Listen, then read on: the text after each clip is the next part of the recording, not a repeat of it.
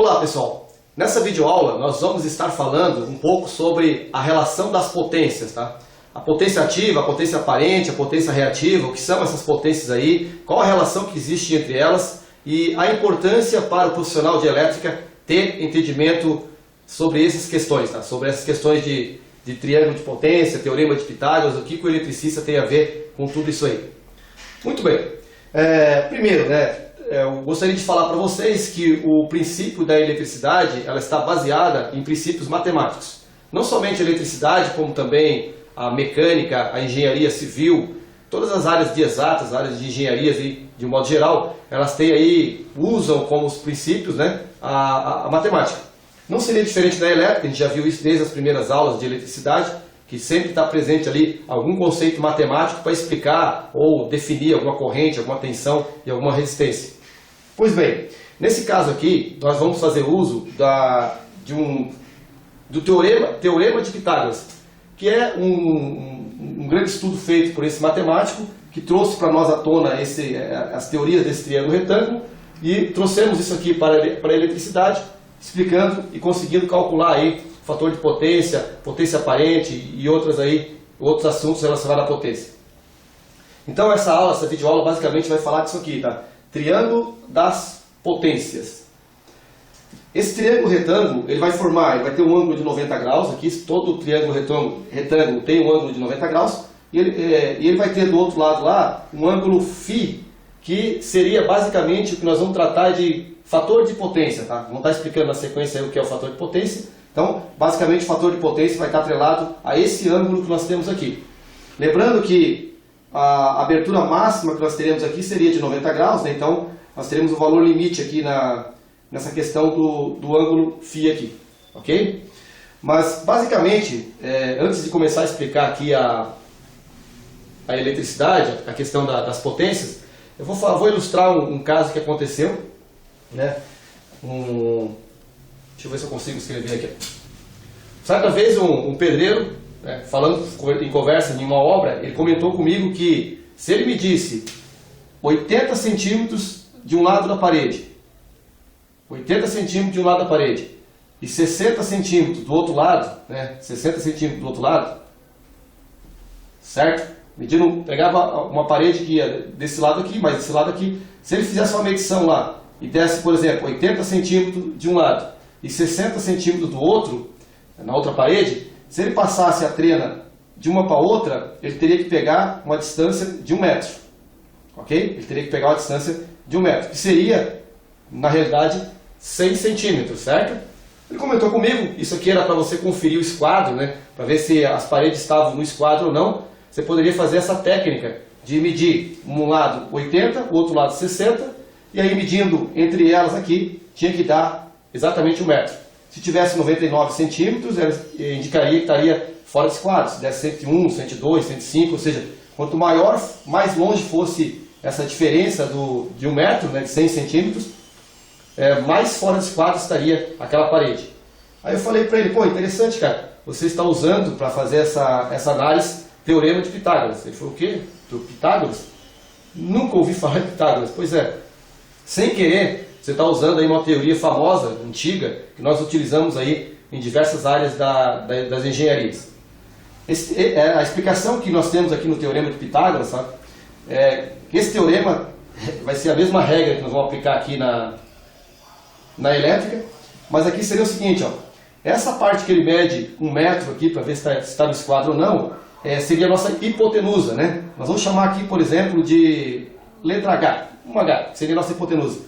Esse aqui, por exemplo, seria um cateto, Vamos colocar aqui, identificar como esse cateto aqui como sendo uma letra A, e vamos identificar esse outro lado aqui que ele colocou como 60 centímetros como cateto oposto, ou o cateto B.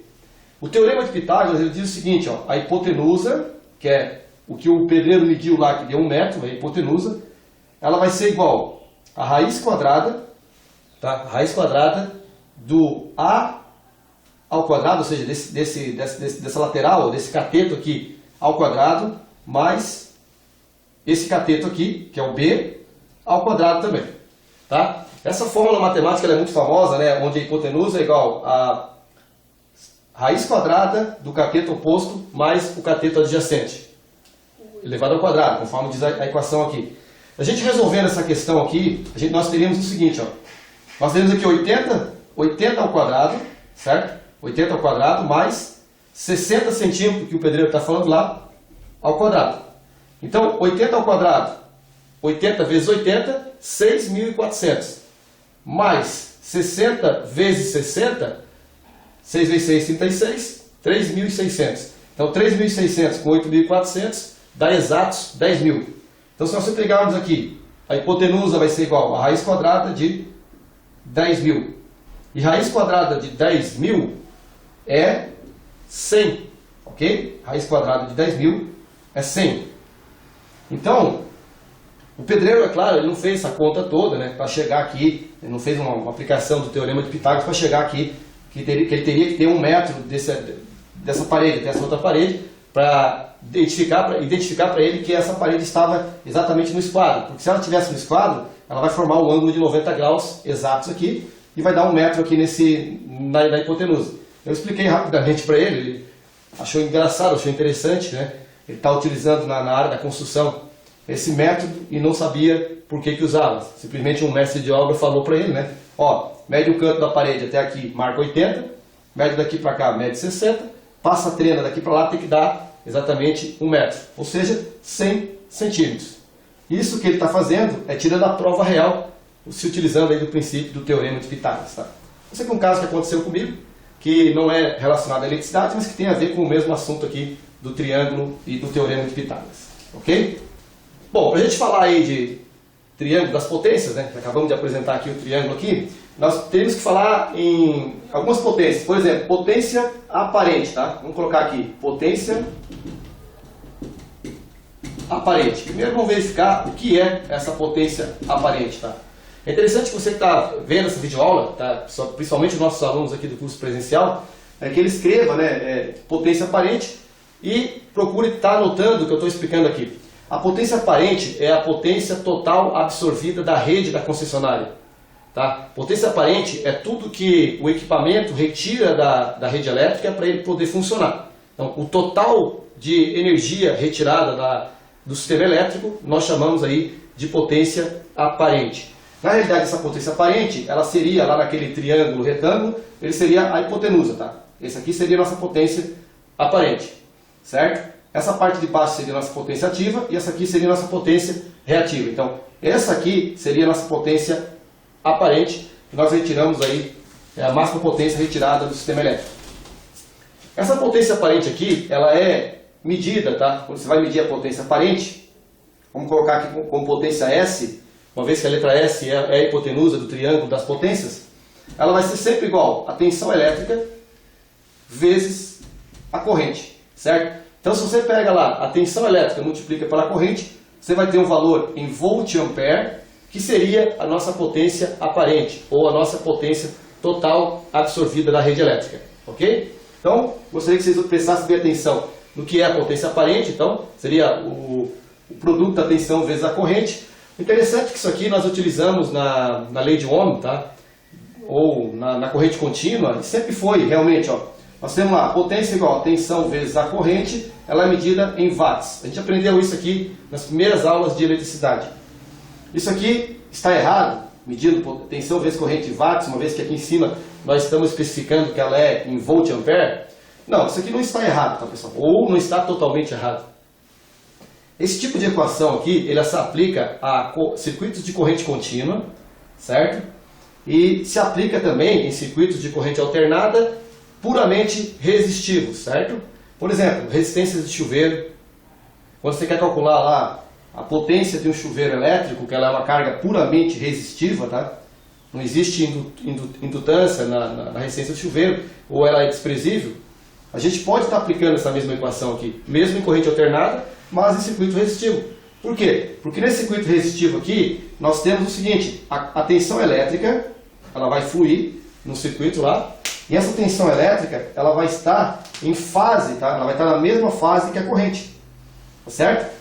Como a tensão elétrica vai estar na mesma fase que a corrente, a tensão e a corrente estarem em fase, não existe defasagem entre elas. Não havendo defasagem entre elas, nós dizemos aí que o circuito é um circuito resistivo. Tá? Então, por exemplo, essa equação que a gente aprendeu na aula, potência igual a tensão vezes corrente, medida em watts, ela é válida para circuitos de corrente alternada puramente resistivo e para todos, a grande maioria dos circuitos de corrente contínua. Tá?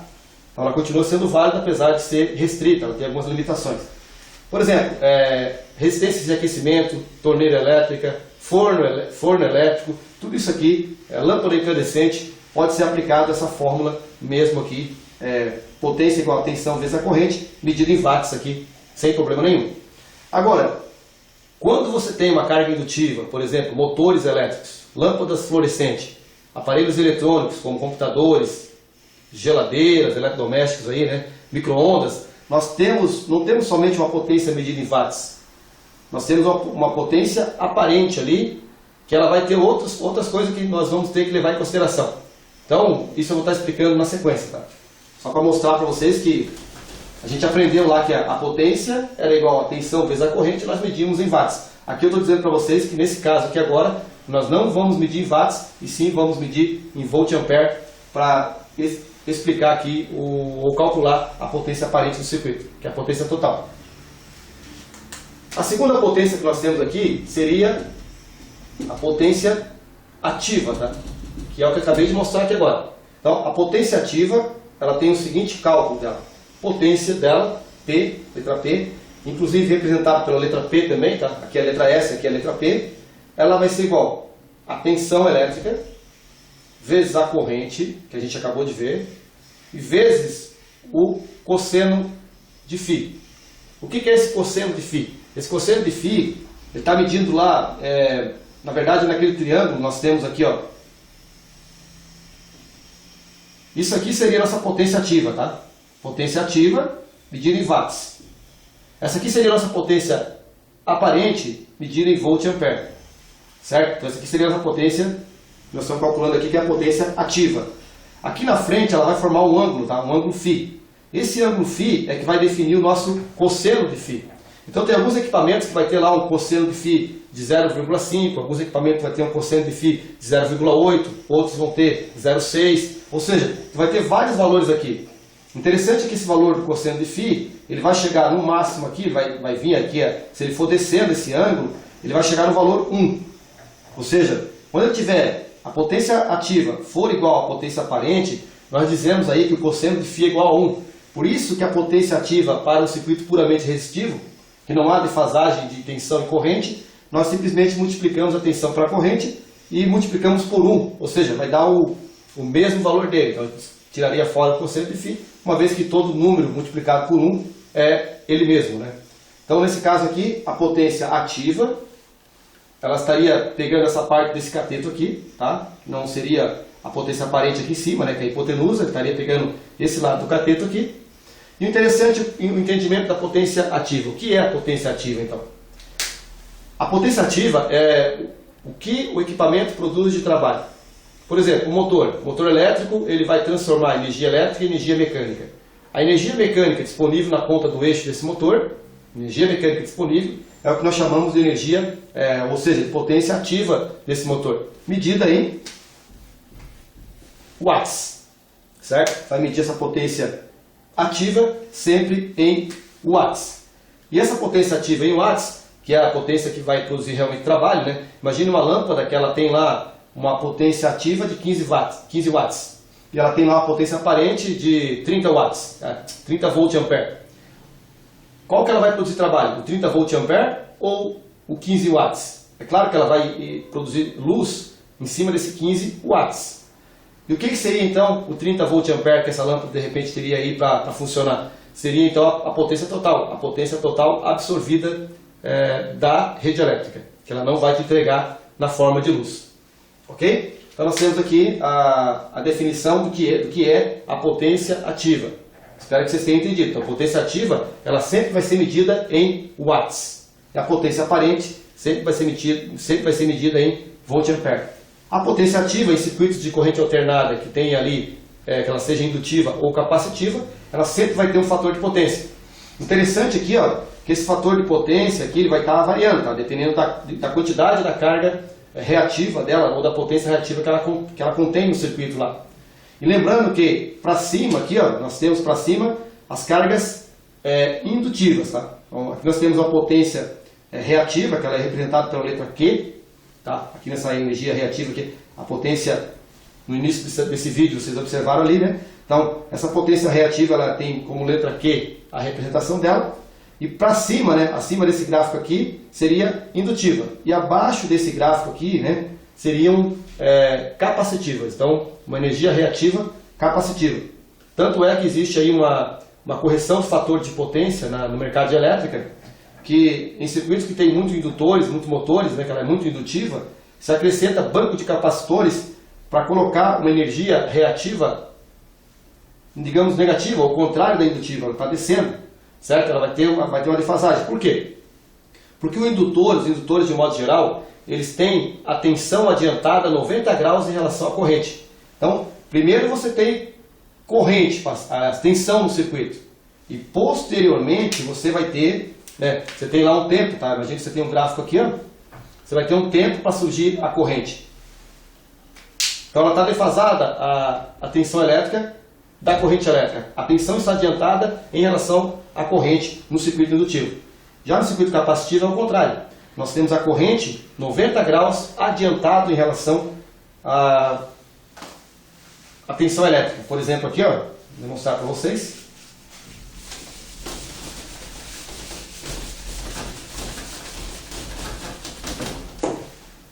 Vou colocar aqui um gráfico, por exemplo. E digamos que a gente tem aqui, por exemplo, a tensão elétrica está ali. Vamos representar dessa forma nesse gráfico aqui, tá? E vamos pegar aqui uma outra caneta para melhorar. Isso aqui, por exemplo, fosse a corrente, tá? Então, isso aqui fosse a nossa corrente elétrica. Então, a gente percebe aqui que, imaginando que isso aqui é a nossa corrente, isso aqui é a nossa tensão elétrica, no circuito primeiro surgiu a tensão, certo? Primeiro surgiu a tensão elétrica e depois surgiu a corrente. Isso aqui, ó, basicamente vai ser assim, ó, quando você tiver o seu máximo de corrente elétrica no circuito, a corrente estará no máximo, a tua tensão estará no zero. Quando a tua corrente estiver no zero, a tua tensão estará no máximo. Aqui está um pouquinho defasado, né? Na verdade, isso aqui deveria estar passando por aqui. Então a tua corrente estaria no máximo, ou seja, elas estão sempre defasadas. Essa defasagem não é sempre 90 graus. Se for puramente indutivo, a defasagem é de 90 graus. Mas sempre acontece uma combinação de resistências ômicas com alguma capacitância envolvida no circuito e mais a indutiva. Isso aqui sempre dá uma diferença, tá? Nunca é exato os 90 graus. Mas de qualquer forma, aqui nós teremos então a tensão elétrica adiantada na corrente 90 graus, tá? Que seria um circuito puramente indutivo.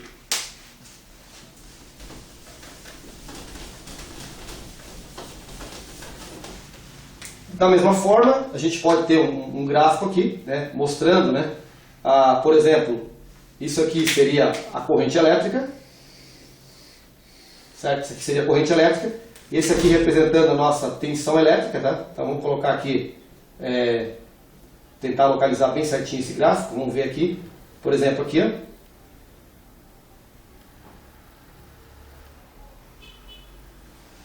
Então, imaginando que isso aqui seria a nossa tensão elétrica, essa linha preta aqui seria a nossa tensão elétrica, e essa linha vermelha fosse a nossa corrente elétrica, tá? Isso aqui no gráfico aqui, no tempo, né? O valor da grandeza ao longo do tempo. Nós teríamos aqui, então, primeiro no circuito surgindo a corrente, tá? Surge a corrente, e na sequência surge a tensão. Esse circuito aqui seria um circuito puramente capacitivo, nós teríamos aqui uma reatância capacitiva, certo? Uma reatância capacitiva, no circuito capacitivo, a corrente está adiantada 90 graus, a corrente vai estar adiantada 90 graus em relação à tensão. É por causa dessas questões aí da tensão e a corrente se defasar uma da outra, que surge aquele ângulo que nós chamamos do cosseno de φ. E aí começam a acontecer diferenças nas questões das potências. Tá? É muito importante saber isso porque na hora que você dimensiona o condutor elétrico, os cabos ali, se você não levar em consideração esse fator, você pode estar dimensionando de forma errada os seus condutores ali, tá certo? Por sorte, essas tabelinhas que existem no mercado pelos fabricantes, tabelinha do eletricista, ela leva em consideração sempre o fator de potência aí, da ordem de 0,8%. Tá? Então, pega uma média ali, considerando o fator de 0,8%, eles calculam lá, eles te dão lá a bitola dos condutores e a capacidade de corrente dependendo do método da instalação, é claro, né? E do número de condutores que nós temos no interior de um eletroduto. Número de condutores carregados. Certo? Só explicando aqui rapidamente por que surge essa diferença da potência ativa para a potência aparente. Justamente porque há uma defasagem entre a tensão e a corrente nos circuitos. Ok? Então vamos dar uma olhadinha agora explicar melhor agora a outra potência. Nós já explicamos o que é a potência aparente, o que é a potência ativa. Vamos explicar agora o que é a potência reativa. Tá? A potência reativa seria a nossa letra Q, certo? Eu vou até marcar aqui. Ó. Isso aqui seria a nossa potência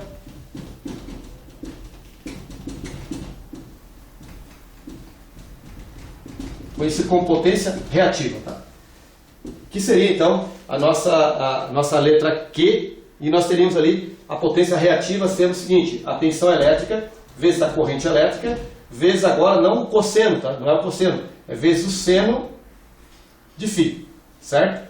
Então nós temos aqui a potência reativa é igual a tensão vezes a corrente vezes o seno de φ.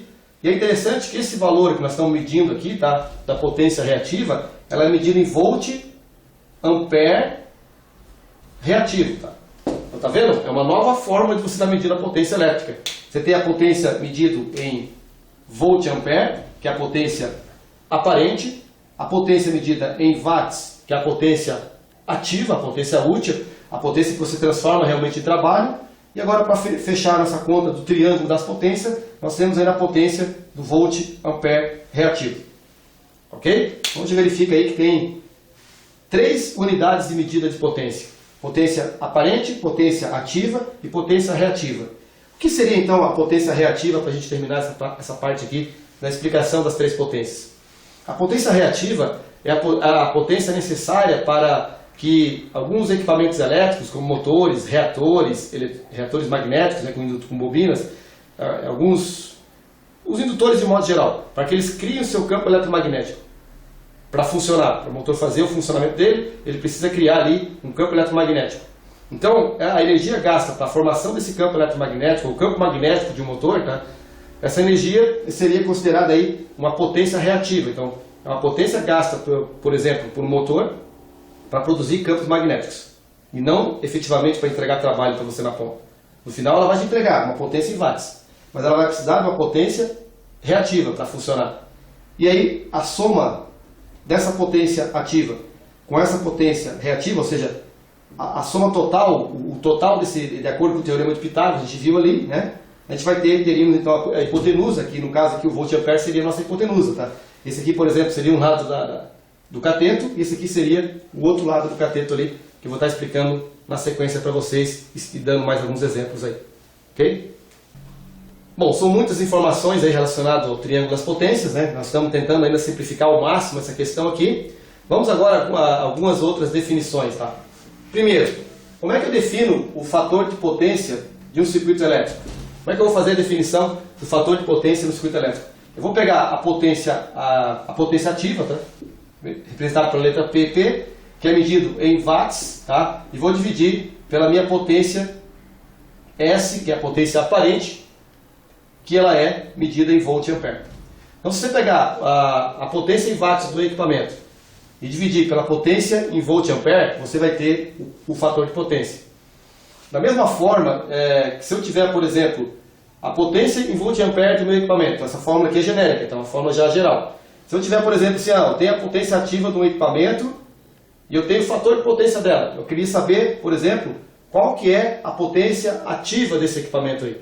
Uma vez que eu tenho a potência em volt e ampere e o fator de potência, como é que eu calculo? Da mesma forma que a gente colocou lá.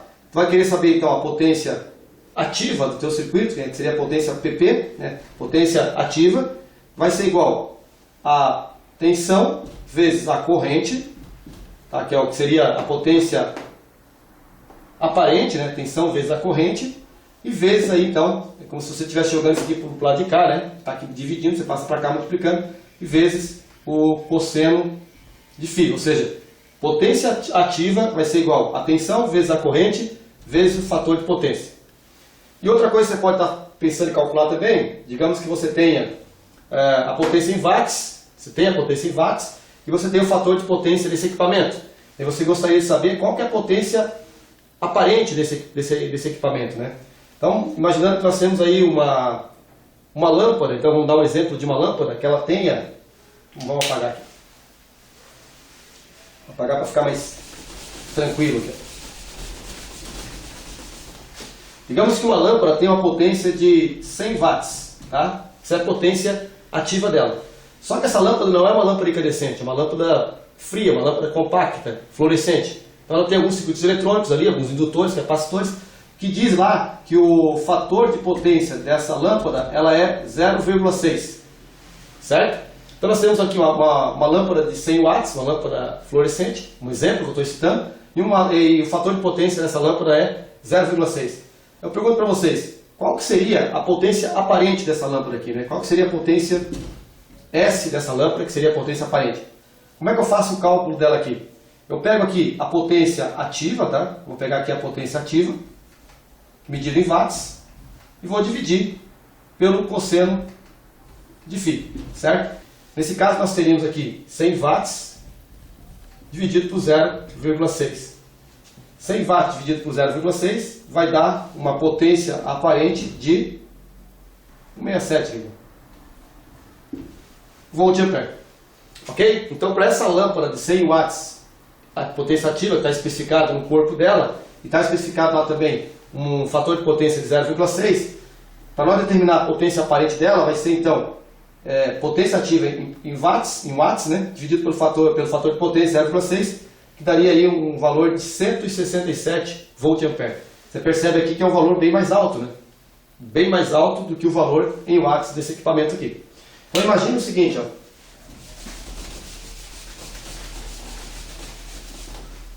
Vamos imaginar então, vamos dar um exemplo para vocês de um ar-condicionado, tá? Um ar-condicionado split aí, ele tem marcado lá na especificação dele uma potência de 2.400 watts, tá? Você pegou lá as informações de catálogo, a informação do ar-condicionado, você percebeu que ele tem uma potência de 2.400 watts. Se o fabricante está te dando essa potência aqui em watts, ele está dizendo para você qual é a potência ativa desse equipamento, ou seja, quanto que ele vai te entregar na produção de trabalho, quanto que ele vai refrigerar a tua sala, quanto que ele vai trabalhar ali fazendo o seu papel, né, que seria refrigerar ou aquecer, e vai colocar a potência então em 2.400 watts. Vamos supor que você buscou lá nas informações mais técnicas, lá, ou na própria placa do motor, do compressor do ar-condicionado, ou se você teve acesso a um catálogo técnico. Nesse catálogo técnico, que está lá a especificação, vamos supor, né, não é todos os fabricantes que vão estar disponíveis isso aqui, mas vamos supor que você conseguiu essa informação, que o fator de potência desse ar-condicionado é, por exemplo, 0,8. Ok? Bom, uma vez que você tem aqui a potência desse ar-condicionado 2.400 watts, você tem aqui o fator de potência dele, que é 0,8, você tem condições de calcular agora qual que é a potência aparente, ou seja, qual que é a potência total que esse ar-condicionado vai retirar da rede elétrica, ou seja, quanto de corrente efetivamente vai fluir por esse circuito envolvendo o ar-condicionado.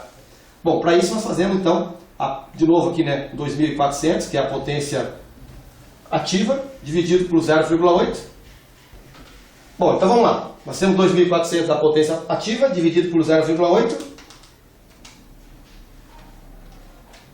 Nós temos 3.000 watts, aliás, 3.000, a potência aparente desse ar-condicionado é 3.000 VA, ou seja, 3.000 volt ampere. Bom, e daí? O que isso tudo tem a ver? Bom, tem a ver o seguinte, ó. A gente aprendeu aqui no nosso curso que para calcular a corrente elétrica de um circuito, né, a gente pegava lá a corrente elétrica, ela vai ser igual a potência dividido pela tensão. Não é isso que a gente calculava? A potência elétrica, a corrente elétrica vai ser a potência dividido pela tensão. A questão é o seguinte, ó, se você pegar aqui a corrente e levar em consideração a potência ativa desse ar-condicionado, nós teríamos aí 2.400 watts dividido por 220 volts. Vamos supor que a nossa rede elétrica local aqui é 220 volts monofásico. Tá? Se você estiver numa região de 127, aí você calcula com 127. Tá? Então, nesse caso aqui nós teríamos uma corrente, calculando pela potência ativa, 2.400 watts, dividido por 220 volts, nós teríamos uma corrente de 10,9 ampere. Ok? 10,9 amperes, então, a corrente elétrica levando em consideração a potência ativa apenas. Com isso, você ia especificar um cabo, você ia colocar lá, claro, olha só, aqui você vai ver que você não vai usar um cabo de 1,5, que é proibido usar esse circuito de força pela norma NBR 5410, você utilizar lá um cabo de 1,5 circuito de força, você usa sempre no mínimo 2,5. Então, usando 2,5 estaria sem problema nenhum. O 2,5 suporta aí, em média 20, 21 amperes, dependendo do método que você está instalando, mas a gente vê aqui que o 2,5 daria tranquilo. Vamos apagar essa parte, que nós levamos em consideração que é a potência ativa, e vamos calcular, se a gente tivesse levado em consideração agora, não mais a potência ativa, mas sim a potência aparente. Como que ficaria essa conta aqui? Nós teríamos então agora o 3.000 volt-ampere, que é o que a gente acabou de calcular aqui na potência aparente desse nosso ar-condicionado, dividido pelo 220 volts ali. Então nós teríamos ali 3.000 dividido por 220. 13,63 amperes. Tá? 13,63 amperes de corrente. Ou seja, de acordo com o nosso método, a gente iria colocar o mesmo cabo 2,5, né? 13,63, a gente pode colocar sem problema nenhum lá um cabo de 2,5 que ele estaria trabalhando folgado nessa instalação aqui. A questão maior talvez seja com relação ao disjuntor, tá? Porque a gente viu lá que nós temos 10,9, mas você não iria colocar um disjuntor de 10 amperes. A gente estaria menor do que a corrente nominal desse aparelho. Você iria colocar um pouco acima. Mas vamos supor que numa cagada você colocou lá um 12 amperes. Uma cagada, não se deve fazer isso, né? Se você colocou um cabo 2,5, pode colocar lá um disjuntor de 16, tá? Um disjuntor curva C, 16 amperes. Ok? Pode colocar sem problema nenhum um disjuntor curva C, 16 amperes. Mas vamos supor que na cagada você colocou 12 amperes. Como a corrente real desse aparelho vai ser 13,63, vai acontecer desse disjuntor ficar desarmando de vez em quando. Tá? Então, devido a esse fato, você tem que colocar um disjuntor acima de 14 amperes. Tá certo? Então, colocaria um disjuntor realmente de 16 amperes. Tá certo? Então, essas são as questões, essas são as diferenças que você tem que levar em consideração na hora que está trabalhando com potência aparente, potência ativa e potência reativa. A potência reativa a gente não é uma coisa muito prática no dia a dia. O mais importante realmente é você saber a potência ativa do equipamento e o fator de potência desse equipamento aí. Certo? Bom, só para a gente fechar a conta aqui, ó, eu tenho aqui uma lâmpada fria, uma lâmpada compacta, e ela tem a seguinte informação aqui não sei se vocês vão conseguir ver bem, ela tem várias informações, mas uma das informações que eu achei interessante aqui nessas informações da lâmpada é o que está marcando ali como fator de potência. Ó. Deixa eu ver se eu consigo mostrar para vocês. Fator de potência, nesse cantinho aqui, ó, em cima do meu dedo. Fator de potência aqui está marcando maior ou igual a 0,5. Maior igual a 0,5. Bom, vamos lá. A potência dessa lâmpada aqui, ela é de 15 watts. Tá? Então, essa lâmpada fria aqui, ela tem uma potência PP, que é a potência ativa, de 15 watts. E ela tem aqui o fator de potência dela, que ela não marca com esse símbolo aqui do cosseno de φ, ela marca FP, que é fator de potência. Ela tem aqui um valor maior igual a 0,5. E eu vou considerar o pior caso, né? O pior caso seria que ela for igual a 0,5. Porque à medida que ela for 0,6, 0,7, 0,8, à medida que ela vai seguindo a direção ao 1, né? Esse número vai aumentando em direção ao 1, daqui a pouco ela vai ficar exatamente igual à potência ativa mesmo. E quanto menor vai ficando esse valor, mais distante ela vai ficando da potência ativa. Ou seja, maior vai ficando essa potência aparente desse circuito. Então, considerando isso aqui, tá? Considerando que essa lâmpada tem um fator de potência de 0,5, a gente fazendo aquela conta lá, determinando a potência aparente dela, nós teríamos então 15 watts, que é a potência ativa, dividido por 0,5, que é o cosseno fator de potência. Nesse caso, nós teremos aí uma potência dessa lâmpada. Olha só, então foi o dobro de potência do que nós calcularíamos aqui uma potência ativa, né? Tá certo? Então isso você tem que estar esperto. Digamos que, por exemplo, eu vou instalar 100 lâmpadas dessa aqui numa instalação. Exagero por residencial, né? Vamos supor que você vai instalar aí algum galpão, alguma coisa aí, que vai utilizar 100 lâmpadas desse tipo aqui. Volt-ampere, que é a potência aparente dessas lâmpadas aqui. nós teríamos aí então uma potência de 3.000.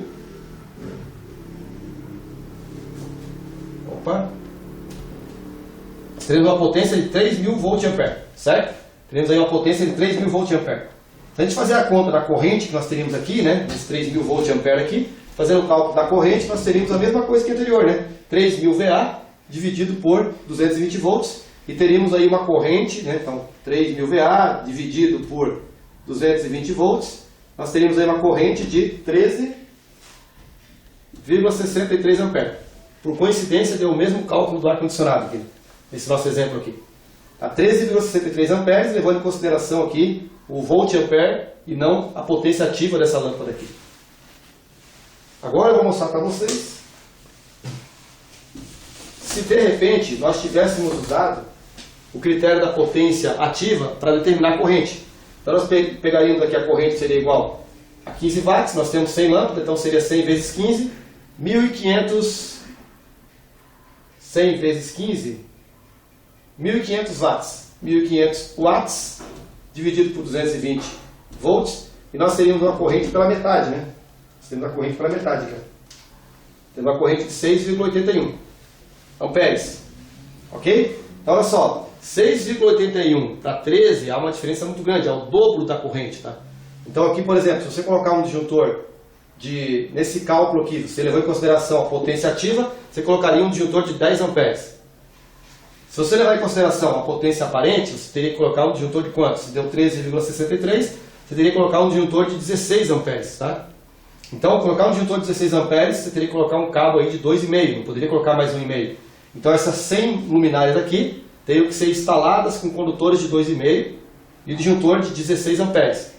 Já se você levar o critério aqui em consideração apenas a potência ativa, você poderia instalar um disjuntor de 10 amperes, que a princípio estaria folgado para você, e utilizar condutor de 1,5, que também estaria certo, 1,5 milímetro quadrado. Só que na realidade você estaria instalando errado essa instalação, certo? Você estaria gerando um problema, porque na realidade a corrente que está passando pelo disjuntor é maior que 10 amperes. O disjuntor iria esquentar, iria desarmar. E pior do que isso, né? O cabo estaria sobrecarregado. Bom pessoal, é isso que eu gostaria de mostrar para vocês. Espero que vocês tenham aproveitado bastante essa apresentação. É uma apresentação que eu complemento aqui o nosso curso de eletricista predial presencial, mas que por falta de tempo nas aulas a gente não pode abordar muito esse tema aqui, até porque é um tema que foge um pouquinho, mas eu senti aí a necessidade de estar mostrando para vocês, né? Uma vez que muitos dimensionamentos feitos por cálculo, se você não tiver esse conhecimento aqui, você vai errar. Então, para que não aconteça isso, recomendo que você assista esse vídeo aqui várias vezes e tire as suas dúvidas aí com a gente, né? Em sala de aula, sempre que precisar, tire as dúvidas aí e esclareça bem como que funciona esse processo aqui. Um abraço.